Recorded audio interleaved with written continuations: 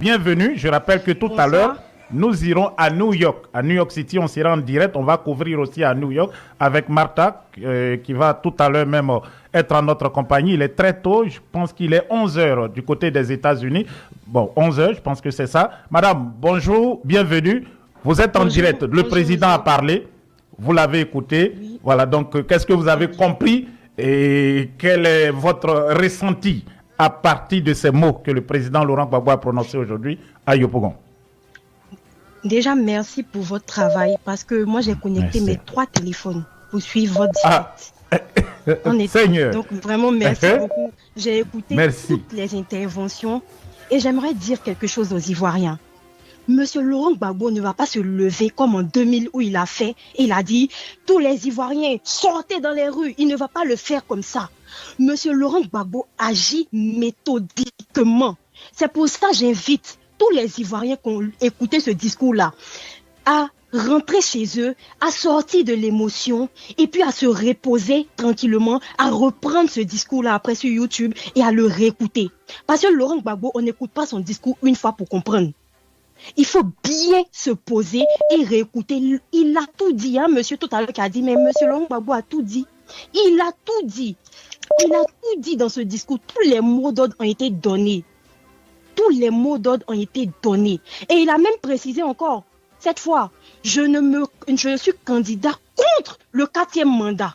On va laisser celui qui est au pouvoir en ce moment finir son 4e mandat. Alors, la temporalité est déjà là. Parce qu'on sait à quel moment le 4e mandat, le 3e mandat finit. Une fois que c'est fini là, monsieur Laurent Gbagbo nous dit, à ce moment-là, plus rien ne peut se passer. Et il a fait même répéter certaines phrases à la foule. Non mais, monsieur Laurent Gbagbo, c'est un esprit. Il n'est pas humain, c'est un esprit. C'est un esprit. Tout est dans le discours. Les Ivoiriens n'attendaient pas qu'il sorte comme en 2000, comme quand il était jeune et il va dire sortez. Non, il a déjà tout dit. On connaît les périodes maintenant. À l'heure actuelle, ce qu'il faut faire, on a déjà les mots d'ordre. Il faut maintenant se préparer. Les jeunes doivent se préparer en groupe. Les gens de la diaspora, nous là, on doit se préparer aussi, savoir comment on va soutenir les choses. Ceux qui veulent rentrer vont rentrer, savoir comment on va se préparer en interne pour qu'on fasse un blocus. Parce que tout a été dit. Donc le monsieur tout à l'heure qui disait, mais il n'a rien dit de nouveau. Non, il n'a pas bien écouté le discours de Laurent Gbagbo. Il faut réécouter ce discours-là parce que tout est dedans. Mais que les Ivoiriens ne s'attendent pas à ce qu'ils viennent dans une vidéo pour dire « Ah, sortez aujourd'hui ». Non, ça se fera pas comme ça. Mais tout est clair. Maintenant, toi qui sais que tu souffres, toi qui sais que tu n'as pas envie de voir ton avenir bafoué pour ces 5 prochaines années, toi qui sais que tu n'as rien, tu ne travailles pas. Nous, les étudiants, on a fini nos études, on cherche travail, on ne trouve pas. On est expropriés de notre propre pays. Les étrangers ont tout pris. Et nous, on est là, on crève la faim. On est là, on est en train de partir dans d'autres pays. On se fait martyriser. Pourquoi? Parce qu'on ne peut pas rentrer. Liberté d'expression, ça n'existe plus dans notre pays. On ne peut plus parler. On ne peut même plus économiser pour acheter terre. Aujourd'hui, on laisse notre argent sur compte bancaire parce qu'on se dit, si on paye notre terre dans 10 ans, peut-être qu'ils ont déjà vendu ça à un Libanais, à quelqu'un là-bas. Tout est déjà là. Tout est déjà là. Au moment où il va dire qu'il s'en va, il va faire le 4e mois, on sort. On meurt une fois. On est déjà moi-même. Est-ce qu'Abrimo, on peut les gorger encore? On ne peut pas les gorger encore. Donc, voilà, les Ivoiriens, sachez que il ne va pas, M. Laurent Gbagbo va potentiellement pas, c'est pas impossible, mais il ne va potentiellement pas prendre une caméra pour dire sortez. Mais écoutez les signes. Laurent Gbagbo ne fait pas la politique comme tous les autres politiciens. Il est méthodique. Et quand il dit quelque chose là, il faut t'asseoir, te reposer. Prendre de l'eau, tu bois, tu te reposes et puis tu écoutes lentement. Parce qu'il y a des mots cachés dedans. Et il a toujours dit, il s'exprime pour que les Ivoiriens comprennent. Donc tout ce qu'il dit là, nous tous on est capables de comprendre. Mais il ne faut pas être dans l'émotion. Donc n'attendez pas un mot d'ordre en vidéo. Voilà, nous tous on sait qu'on souffre. À l'heure là, c'est déjà gâté. On va sortir, c'est déjà gâté. Donc communiquez, les Ivoiriens communiquez. Et j'aimerais dire une dernière chose avant de laisser les autres passer. Il faut qu'on soit concentré. Parce que aujourd'hui là, remarquez, l'opinion publique aujourd'hui est très manipulée. Surtout avant, quand il n'y avait pas les canaux d'internet comme avant, ils ont réussi à nous manipuler. En 2010 c'était ça. Aujourd'hui tout le monde a la possibilité. Moi-même qui suis là, j'ai créé ma chaîne YouTube aussi pour communiquer, pour partager les informations aussi. Bon, tout le monde peut le faire. voilà, si vous n'avez pas peur pour faire la pub en même temps de votre chaîne, on va inviter ceux qui sont connectés. On est encore 14 000 à Partisane ivoirienne. Partisane ivoirienne. Voilà. C'est donc, mon YouTube. Je partage des informations. Voilà. Je partage des informations et aujourd'hui, ce que je veux dire, c'est que les Ivoiriens, commencez à vous mobiliser. N'ayez plus peur. Commencez à vous mobiliser. On n'a pas 10 pays. On n'a pas 10 pays, on n'a qu'un seul pays. Monsieur Laurent Gbagbo, il a tout fait pour nous. Si un vieux homme de 80 ans est capable de se lever, sortir, vous dire je me bats encore pour vous. Qu'est-ce que vous, qui avez 20 ans, 18 ans, 15 ans, quelle est votre raison pour rester chez vous? Monsieur Laurent Gbagbo, il est droit dans ses bottes. Moi, j'ai étudié quand j'ai eu mon bac, je me suis inscrite en sciences politiques parce que Monsieur Laurent Gbagbo était vilipendé. Je me suis dit, je veux comprendre pourquoi tout le monde a ses doigts sur lui. J'ai 2 masters. J'ai un master en géopolitique et un master en diplomatie. J'ai étudié Laurent Gbagbo. Aujourd'hui, j'ai ce diplôme grâce à lui. Je sais de quoi je parle. Monsieur Laurent Gbagbo n'est pas n'importe qui. Je suis contente aujourd'hui d'avoir eu la chance de pouvoir vivre à cette époque-là. Parce que quand j'ai étudié, je me disais, j'ai été triste, je me disais, j'aurais aimé naître à l'époque de Thomas Sankara, mais aujourd'hui, j'aurais le courage de dire, je suis né à l'époque de Laurent Gbagbo, cet homme digne, cet homme brave, qui est droit dans ses bottes. Ses discours depuis 2000 jusqu'à aujourd'hui n'ont pas changé. Laurent Gbagbo se bat pour la liberté. Laurent Gbagbo est droit dans ses bottes. Laurent Gbagbo pour se battre pour les Africains noirs, pour les Noirs, pour que nous puissions être égaux à toutes mesures. Laurent Gbagbo se bat contre ceux qui veulent nous asservir. Et la dernière chose que je voulais dire, c'est que l'opinion publique est très manipulée aujourd'hui. Donc faites attention, les Ivoiriens, ne nous concentrons plus sur n'importe quoi. Tous les petits buzz, ils vont mettre à côté pour qu'on puisse détourner notre attention de notre avenir. Là. Il faut qu'on arrête, il faut qu'on ne s'occupe pas de ça. Il faut qu'on ne s'occupe pas de sa pratique à chier, à changer sa nationalité. S'il veut, il n'a qu'à devenir chinois, on s'en fout. C'est pas notre problème. Nous, là, c'est notre pays qui nous intéresse et on va libérer ce pays-là. C'est ce que j'aimerais vous dire. Une dernière chose. Il faut que les jeunes d'aujourd'hui soient éduqués à la politique. Il faut qu'on arrête ces buzz inutiles-là. Il faut que tout ce qu'on a vécu, là, ça puisse nous servir de leçon. Parce que quand Dieu nous fait vivre une situation, ce n'est pas pour rien. J'en ai fini. Une dernière chose, avant de partir. Il faut que les jeunes... Voilà. Une dernière chose. On a des femmes qui ont été enlevées, arrêtées, telles que la députée suppléante Pascal Zaouli, qui était chez elle à la maison. Ils sont venus arrêter son mari, ils ne l'ont pas trouvé et ils l'ont embarqué, foulant au pied donc son immunité parlementaire.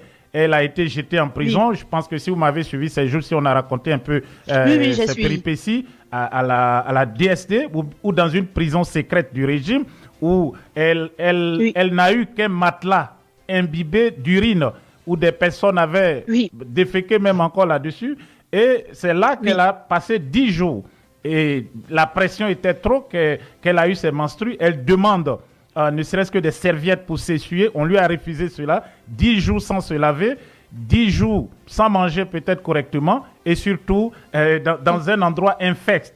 Et lorsqu'on demande aux femmes de se lancer en politique, de se battre aussi pour la jeune féminine, et vous voyez des choses comme ça, vous êtes expert en géopolitique, en politique, en communication politique. Bon, quel message vous pouvez passer aux autres femmes et surtout à ceux qui nous suivent aujourd'hui, ou celles qui nous suivent aujourd'hui? Moi, j'ai suivi avec attention ce qu'ils ont fait à cette femme-là, mais moi je me dis, quand tu es en train de tomber, quelquefois tu auras l'impression que tu es trop en train de monter. C'est-à-dire que quoi? Tu es en train de monter à telle enseigne que tu as l'impression que tu voles. Plus personne ne peut t'attraper. C'est là qu'il faut faire attention à ta chute. Cette action-là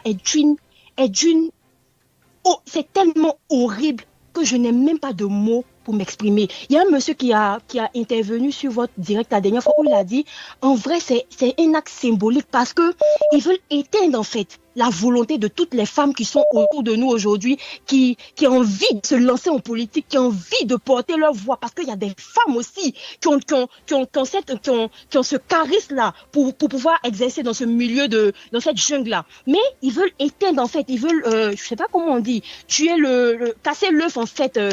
Voilà. Oui, tu es bon, dans l'œuf. Tu es, on va dire. Bon, enfin, vous avez compris. Bon, on a compris.